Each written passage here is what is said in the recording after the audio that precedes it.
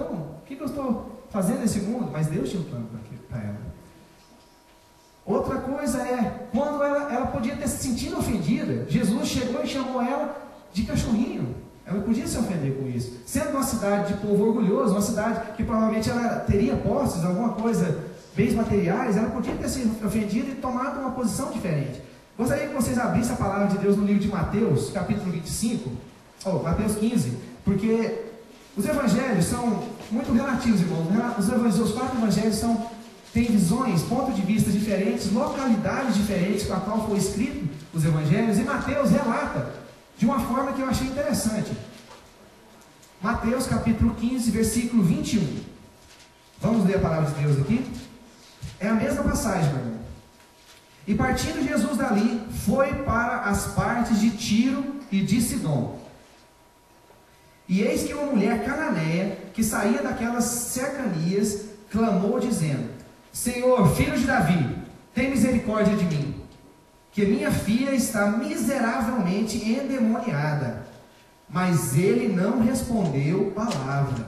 E os seus discípulos, chegando ao pé dele, rogaram-lhe, dizendo: despede-a, que vem gritando atrás de nós. Irmão, Jesus não deu moral para essa mulher. Jesus não deu moral. Tudo tem um propósito. Jesus sabia o que estava fazendo ali, mas ele não deu moral. Essa mulher podia ter se ofendido mais ainda. Ela foi chamada de cachorrinha, não foi dada atenção para ela, porém ela sabia, ela reconheceu o senhorio do Senhor Jesus, sabia que ele era o Messias, era o único que podia favorecer ela, dar o favor que ela estava buscando. Amém? Vocês estão compreendendo, irmão? Amém.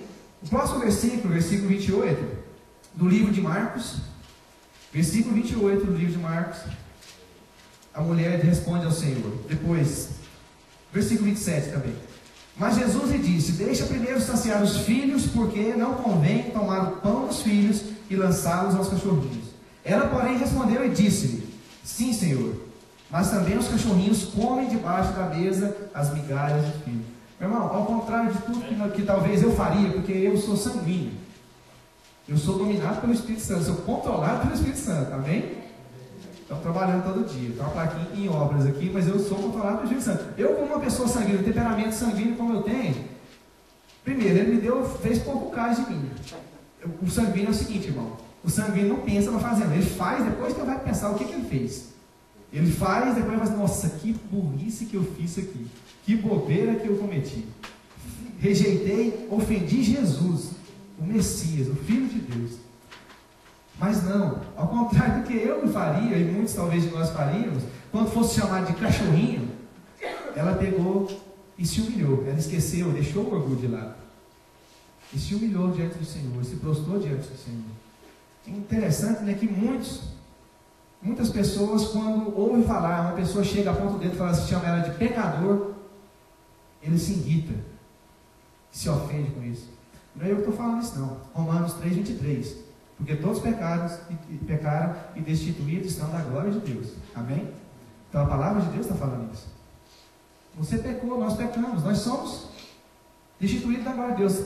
Até a hora que você reconhece o sacrifício de Jesus, confessa o seu pecado, arrepende, e alcançamos aí a graça do Senhor. Amém? Romanos 3:23. Porque todos pecaram e destituídos estão da glória de Deus.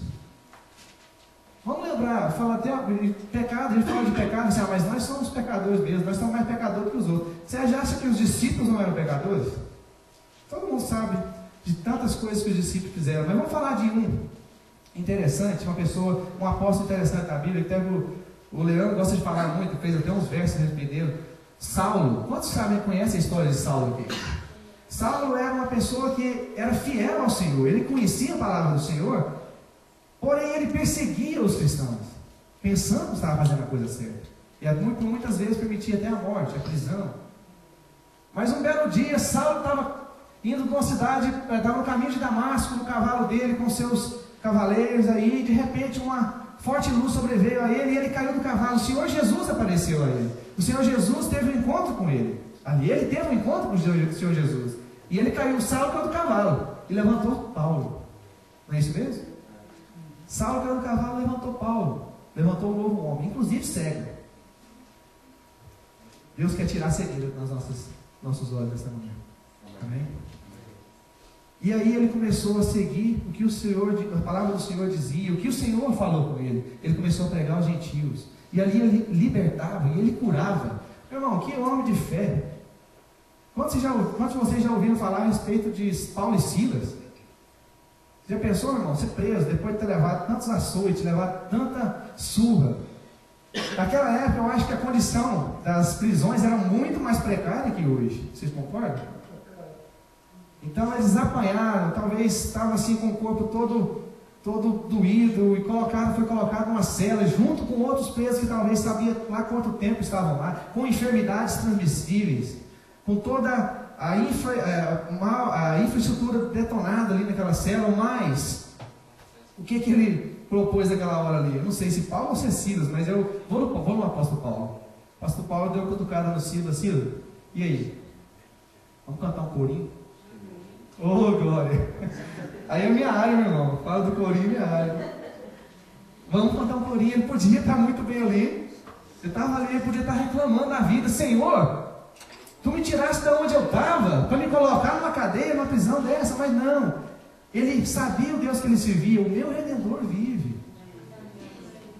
Irmão, esse é um homem de fé. E ele cutucou Silas ali, vamos cantar um corinho, e começou a cantar um corinho. Eu até falei para a reunião da equipe de louvor, que nós temos uma reunião semanal, eu falei que eu vou descobrir, irmãos.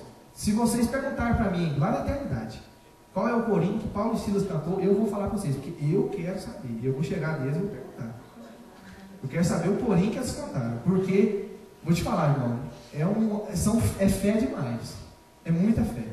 É muita fé. Esse apóstolo Paulo, esse mesmo apóstolo Paulo que foi preso e foi liberto ali pela mão de Deus, depois da meia-noite, cantando corinho, a prisão foi aberta, e vocês sabem do resto da história, mas o mesmo Paulo também que em 1 Coríntios 11, 1, gostaria que vocês abrissem a Bíblia, 1 Coríntios 11, 1, o mesmo apóstolo que foi preso, aprisionado ali, o mesmo apóstolo que perseguia os cristãos, olha a ousadia, olha a intrepidez, olha a unção que Deus colocou na vida desse homem, meu irmão. O que ele fala assim? Ele fala para a igreja de Coríntios: sede meus imitadores como eu de Cristo.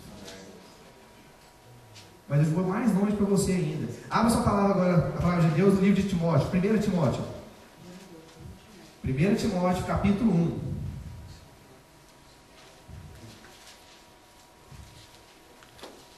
Amém?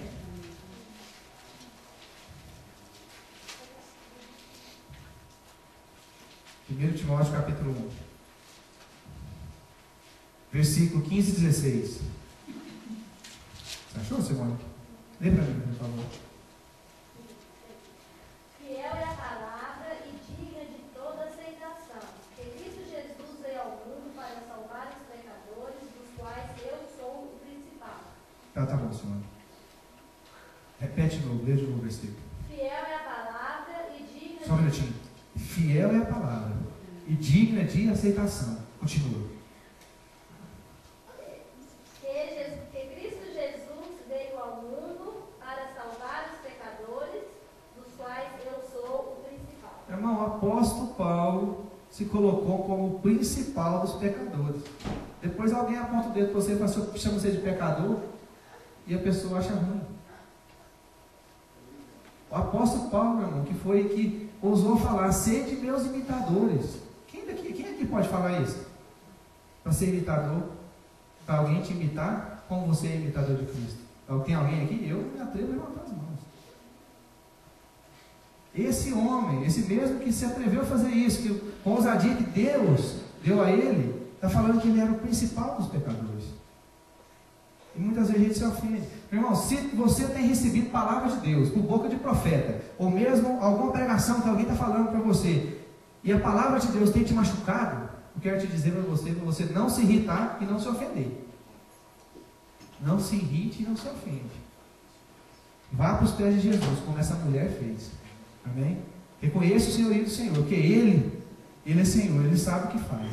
Se você está te falando uma coisa que não está te agradando, é porque você está merecendo. Você precisa ser liberto de alguma coisa, você precisa receber o ensinamento que está sendo ministrado.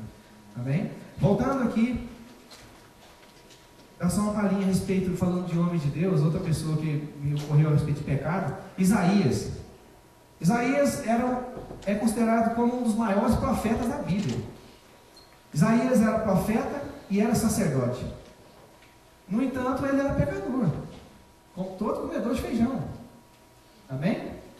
Então ele era pecador também. Eu gostaria de te levar na palavra de Deus no livro de Isaías, capítulo 6, versículos do 5 a 8. Isaías, capítulo 6, do 5 a 8.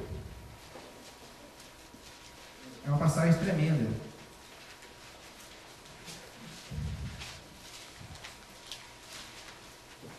Isaías, capítulo 6, versículo 5 ao 8. Amém? Então disse eu: ai de mim, que vou perecendo, porque eu sou homem de lábios impuros e habito no meio de povo de impuros lábios. E os meus olhos viram o Rei, o Senhor dos Exércitos. Mas um dos serafins voou para mim, trazendo numa mão uma brasa viva, que tirada do altar com uma tenaz, e com ela tocou a minha boca e disse: eis que isso tocou os teus lábios, e a tua iniquidade foi tirada, e purificado o teu pecado. Depois disso, ouvi a voz do Senhor que dizia: a quem enviarei? E quem há de vir por nós? Então disse: eu, eis-me aqui, envia-me a mim. Amém? Isaías, ele reconheceu o pecado, reconheceu as palavras dele, reconheceu que ele estava tendo uma conduta diferente da conduta que Deus queria, e ele se arrependeu, se prostrou. E o que Deus fez, meu irmão? Deus atendeu imediatamente, porque Deus tinha um propósito na vida de Isaías. Como Deus tem um propósito na sua vida também, e na minha vida. Se você tem andado por algum caminho, se você tem feito alguma coisa que o seu coração se turbou por algum motivo, meu irmão, coloque na presença do Senhor, arrepende-se e clame ao Senhor, porque Ele é fiel para nos perdoar, mediante o arrependimento genuíno. Amém? Eu estou estudando o livro de Daniel, interessante o livro de Daniel. Eu não sei quantos vocês conhecem o livro de Daniel. O livro de Daniel foi escrito a partir da hora que os judeus foram exilados na Babilônia. E Daniel era jovem. Uma coisa interessante que o Rafael dizendo de jovem, porque ele era jovem, e um jovem de dar exemplo mesmo. Quando ele foi para a corte de Nabucodonosor, que era o rei naquela época, Nabucodonosor pediu para os soldados separarem ali os jovens mais que se destacassem em ciência, em línguas, e fossem mais bonitos fisicamente, tivessem uma estética mais bonita, para servir na corte do rei. E ele e 3 amigos, Sadraque, Mesaque e Abednego, foram escolhidos, porque eles destacaram no meio de todos ali. Isso começa no capítulo 1, e isso ele começou a dizer, Deus deu o dom para ele dizer da sonho e tudo, mas mais à frente, quando ele precisou, ele queria buscar, porque já tinha recebido tantas profecias, tinha dado tantas profecias para o rei de Tiro, para Nabucodonosor, mas ali no capítulo 10 de Daniel, ele buscava do Senhor os acontecimentos dos últimos dias. Ele queria uma revelação dos últimos dias. O que acontece? Quantos já ouviram falar no jejum de Daniel aqui? O jejum de Daniel foi aí, meu irmão. Foi 3 semanas. Daniel se consagrou. Ele tirou a comida, ele comeu, ele não falou que não ia se contaminar com o vinho, com o manjar do rei, não ia comer nada, e começou a orar e jejuar em prol da resposta, em prol da revelação do Senhor para os finais dos dias, os acontecimentos dos finais dos dias. Foram 3 semanas. Abra a palavra de Deus no livro de Daniel. Livro de Daniel, capítulo 10. Daniel, capítulo 10.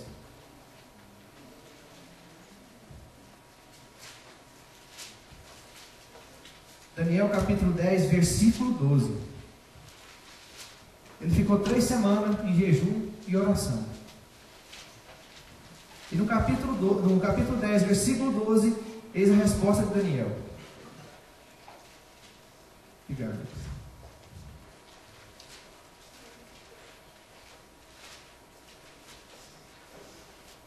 Vamos ler a palavra de Deus. Então me